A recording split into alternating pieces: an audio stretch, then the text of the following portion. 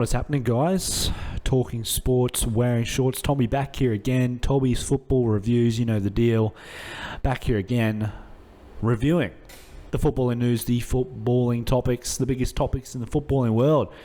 And it's an interesting one. And in particular, the massive topic that needs to be discussed. And I'm sure that you've probably seen people discuss it before. You've probably seen some videos on it already, but I just need to touch on it. And it is the title race. Liverpool versus Manchester City. The fight for the title. The fight for the Champions League potentially. And even the fight for the FA Cup now. These two teams hammering tongs again for about the fourth consecutive year, it feels like. So join me through this video because we're going to break it down and we're going to try to figure out who's going to win the motherfucking title.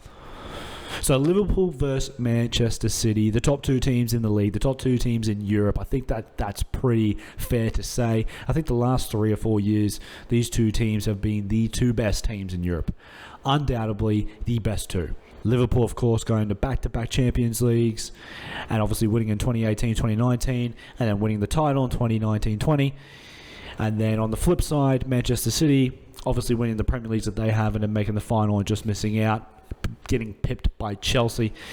These two teams have been the best, the absolute best in Europe over the last couple of years. They've set records in the Premiership for the amount of points tally that they get. Manchester City getting 100, Liverpool getting 99, and then that season when they both pushed each other, 98, 97. Just incredible. The amount of talent, the levels that these two compete on, it's uncomparable. It's something that I've never seen before. And we'll touch on that in a minute. We'll touch on that later in this video about whether or not these two teams are the best two teams ever in the Premiership. We'll get into that. But the points tally that these two teams are getting are something that I've never seen before.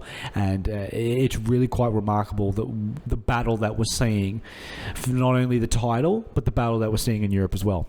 So with 9 games left to go, Liverpool have clawed that gap back. They've got the momentum. They are flying right now. They've gone from 13 points down on Manchester City in January, and now they're all the way back to 1 point. Now, Manchester City are still top. They're still the top of the tree. They're still the team to beat. And so you've got to be confident if you're still top of the pile, obviously. But the fact that Liverpool have clawed this gap, you have to start to get worried. Now, there's 9 games left. So from now to the end of the season, this is when things are going to get really sticky. This is when you're going to start to see stuff really start to take another kind of direction. There's going to be twists and turns. There's going to be a point dropped here, a point dropped there. This is what happens. And it's really, really exciting, really interesting because the fact that Liverpool play Manchester City at the Etihad in 2 weeks' time, that's a monstrous game. This could be one of the biggest games the Premier League's ever seen. And I dare say that game is really going to decide who wins the Premiership. I think whoever can get a result in that game is going to get the confidence and really push on it and get more results and really start to create a gap in the league. But this is the interesting thing. Not only are they facing off in the league, they are now facing off in the semi-final of the FA Cup. Like, these two teams are just meant to fight for everything this year. So they're in the semi-finals of the FA Cup. I thought it was going to be written in the stars where they would play each other in the final, but they're in the semi-final, so they'll have to play each other again. But then in the Champions League, they're on different sides of the tree. You've got Manchester City on one side, you've got Liverpool on the other side. So if they make it through, they will play off each other in the Champions League final.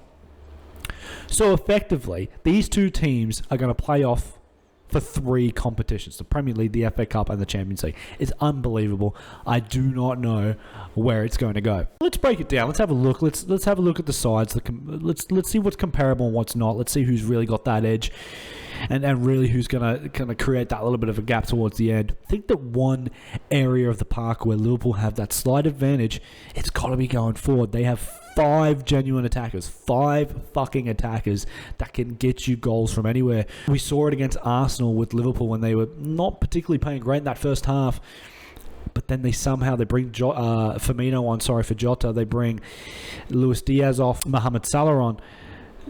And so it's just, there's so many options, and they create some space and they get those 2 goals. In comparison, you look at Manchester City against Crystal Palace, they struggled. They struggled to score a goal. And look, this team has been the best team all year, no doubt about it. And so it's hard to really question them when they've been so good and it's worked out for them. But ultimately now, when you're getting down to that crunch stage, it looks like Liverpool just have a little bit more firepower. It looks like they've got a little bit more in the tank. And when the going gets tough and the game's on the line, it looks like Liverpool can get a goal.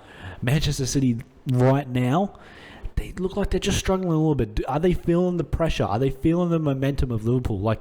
Because they have dipped off in form lately. They're not playing as good as they were. And I think they're just starting to feel the heat. Bernardo Silva talking in the media about Liverpool, and he didn't even get fucking asked about them, but he decides to bring them up. You can tell he's feeling it. Pep has put so much pressure on the game against Liverpool at the Etihad. You can tell he's starting to feel it just a little bit. It's an interesting one. It's making up for a great title race, and it's going to be very, very exciting towards the end. I just want to break down the final 9 games of the season and have a look at Manchester City's remaining 9 and then have a look at Liverpool's remaining 9 and just see if we can maybe get an idea of who's probably got the easier run in. I don't think either of them have a clear easier run in than the other. I think that they're quite comparable. Manchester City has some tricky games, and so do Liverpool. But we'll touch on on Manchester City's games right now. We'll have a look at their 9 games. So they've got Burnley away, Liverpool at home, Wolves away, Brighton at home, Watford at home, Leeds away, Newcastle at home, West Ham away, and Aston Villa at home. So, look, there's a lot of teams there that you would imagine Manchester City would just wipe the floor with. But there's some tricky games there in particular. The Liverpool game is obviously the standout. I think that's going to really put a marker down for what's going to happen for the remainder of the season. But Burnley away is not easy. Aston Villa is not easy, especially with Coutinho and Gerrard. West Ham away is not easy if they're going for Europe. Newcastle can be a tricky game. So there is some, and then Wolves away as well. So there's some sticky games there for Manchester City. If they lose against Liverpool, that means they've got to go perfect towards the end of the year if they give themselves a chance. So it's a sticky 9 games. You would back them to win them all, and this team's so good that they could go on a 9-game winning streak and win the league. That they've done it before, and they could potentially do it again. So I'm not going to write them off, but that's not an exactly straightforward run-in, so it's going to be interesting to see. Then you've got the flip side with Liverpool. Watford at home, Manchester City away, the massive game at the Etihad.